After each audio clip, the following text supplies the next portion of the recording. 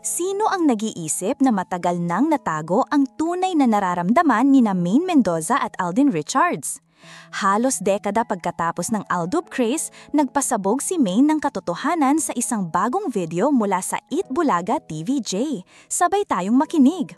Ayon kay Maine, na in love siya kay Alden. Vocal ako sabi niya. Ipinahayag pa niya na in love ako pero hindi siya nanligaw. Bakit? Kasi sabi ni Alden, di ko pwedeng sabihin sa'yo kasi mawawala yung magic. Parang pelikula, di ba? Ngulit lahat ng hindi pagkakaintindihan ay nagkaroon ng resolusyon. Grabe yung relationship din namin off-cam, aniya. Paano na yan, Alden? Nagpakatotoo na nga si Maine, ikaw parang may magic pang gustong itagong.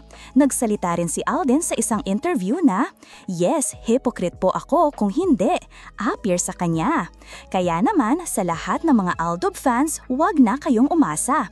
Ang ating Maine ay happily married na kay Arjo Atayde. Samantalang si Alden, mukhang single pa rin.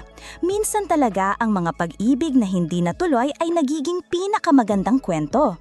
Cheers sa di natuloy na magic pero naging kasaysayan.